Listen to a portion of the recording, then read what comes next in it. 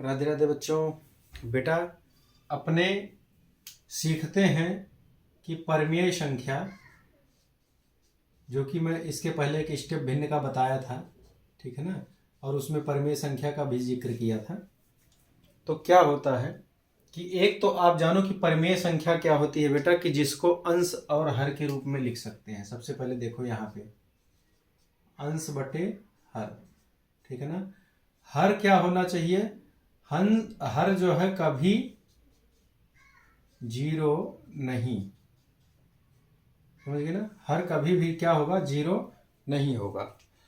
एक बात और जानो कि कोई भी संख्या अगर जैसे 1 2 3 4 या 0 ऐसा कुछ लिखा है, तो आप पहले जान लो कि ये परमेय संख्या है कि नहीं है।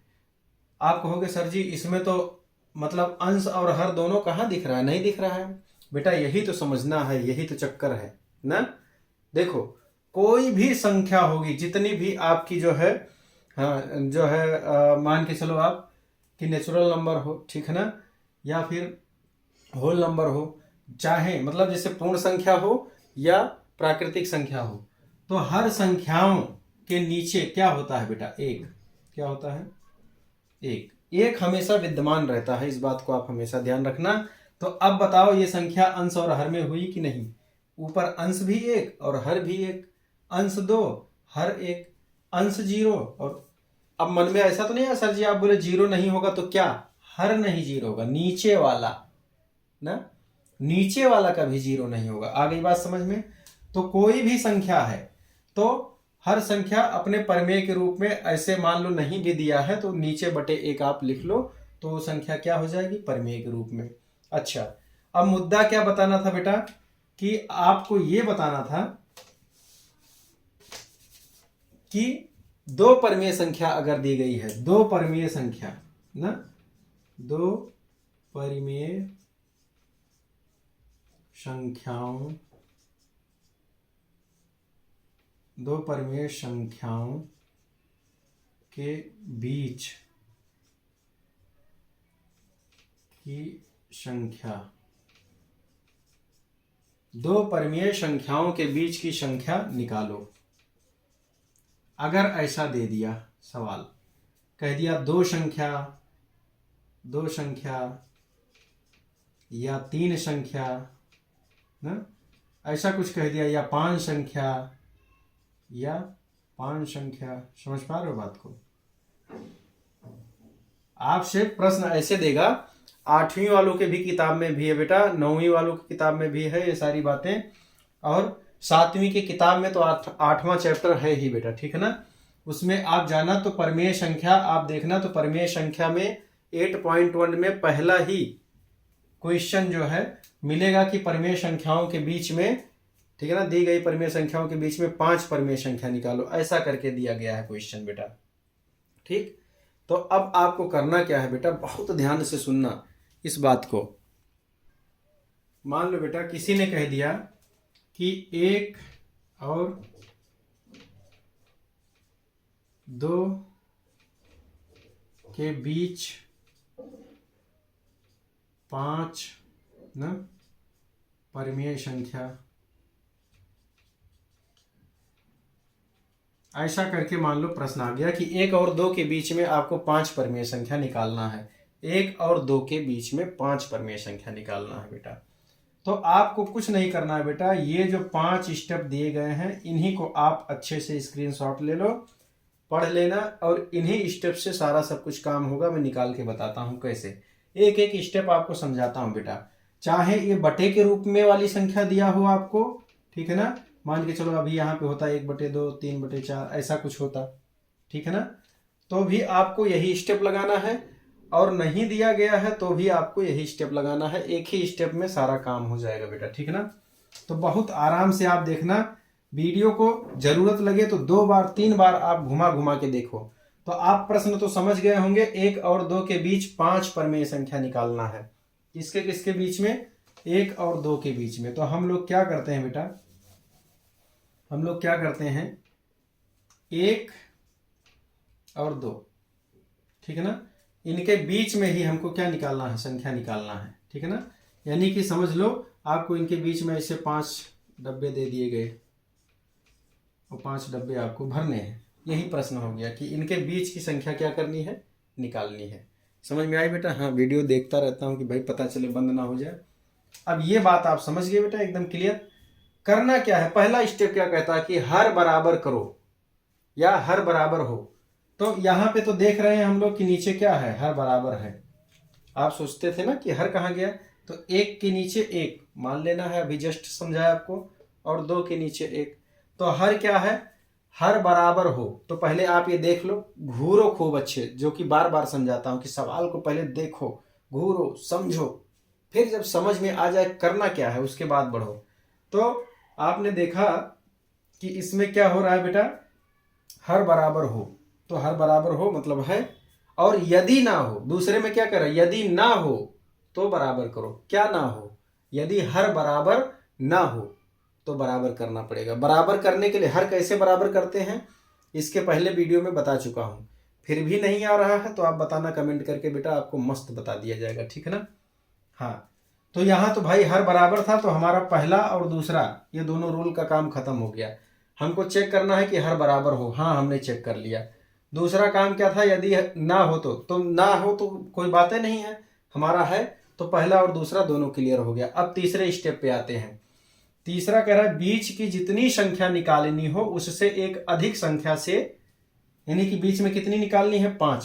1 2 3 4 5 कह रहा है कि 5 संख्या निकालो। तो बीच में हमको 5 संख्या निकालनी है। तो कह रहा है बीच की जितनी संख्या निकालनी हो उससे एक अधिक संख्या। तो 5 से अधिक क्या होती है, 6। 5 धन 1 बराबर क्या होता है, 6। कह रहा है कि उससे एक अधिक संख्या से अंश व हर में गुणा करो। किसके अंश व हर में, इसके और इसके, इन दोनों के। समझ में आ रही बात, एक एक स्टेप को समझो। तो अब क्या करते हैं, यहाँ पे 1/1 गुणे 6/6, यहाँ पे क्या करते हैं 2/1 गुणे 6/6। और जहां पे, ठीक है ना, अब इस तरह से मुद्दा बन गया। अब क्या करना है, अब क्या कह रहा है कि बीच की जितनी संख्या निकालनी हो उससे एक अधिक संख्या।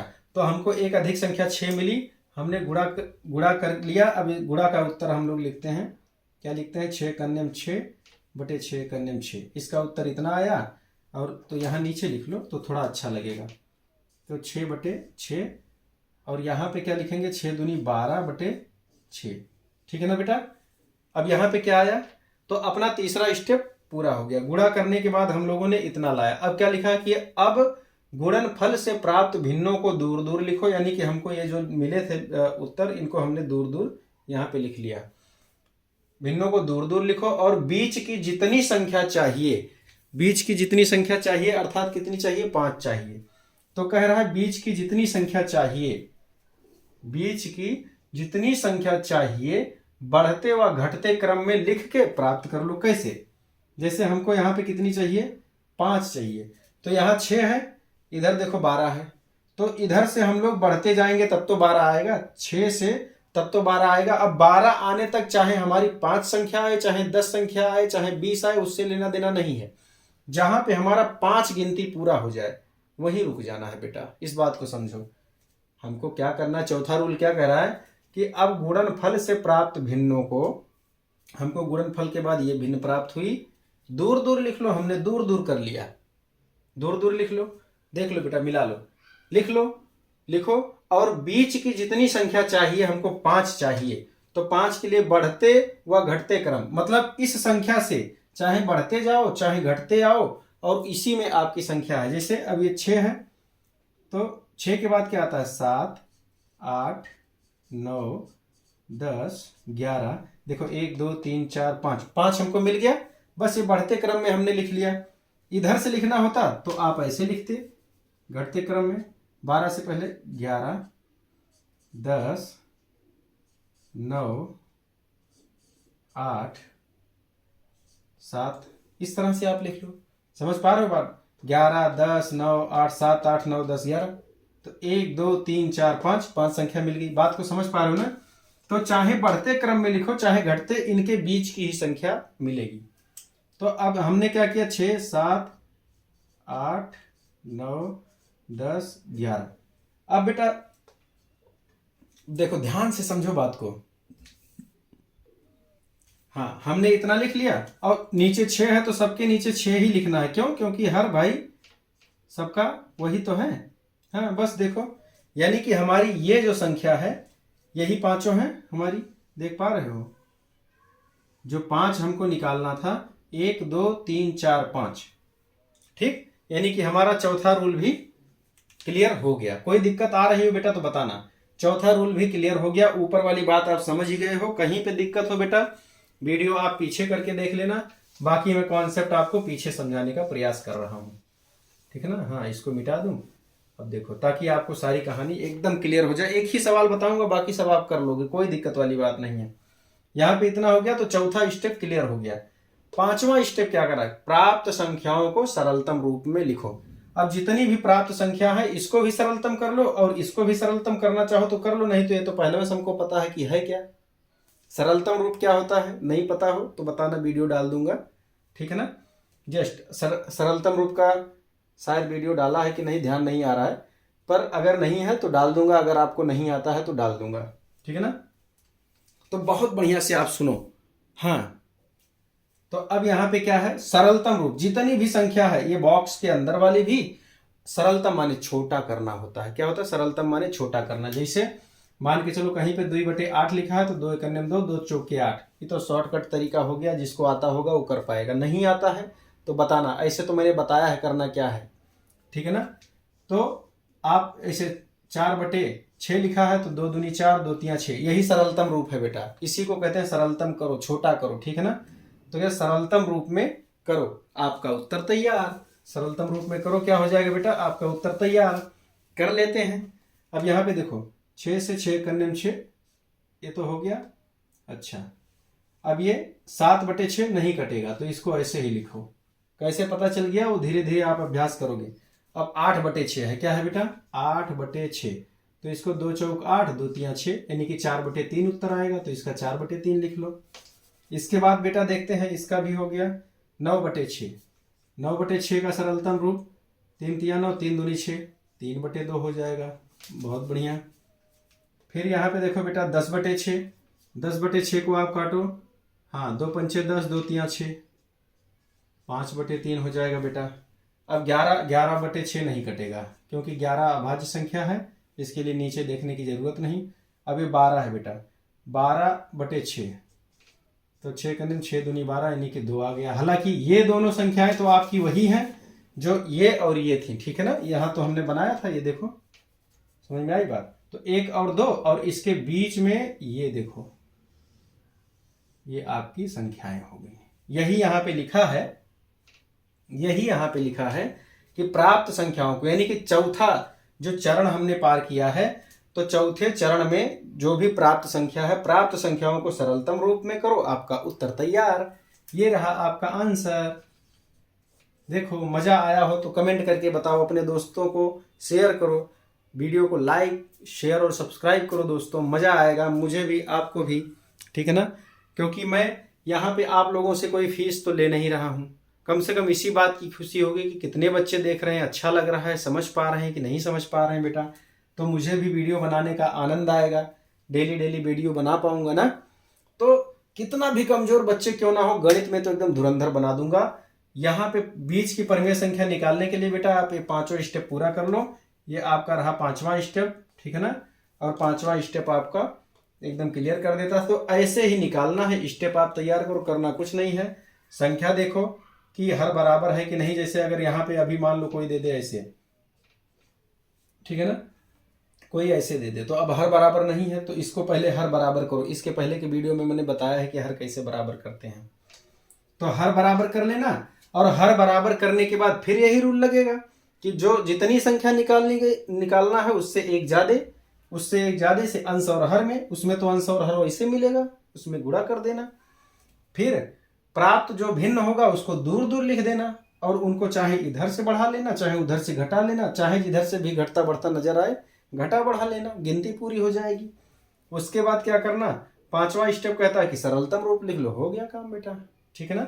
मिलते हैं नए वीडियो में, तब तक के लिए आप लोग दोस्तों को बताते रहिए और आनंद उठाइए, शेयर कीजिए, लाइक कीजिए। राधे राधे बेटा।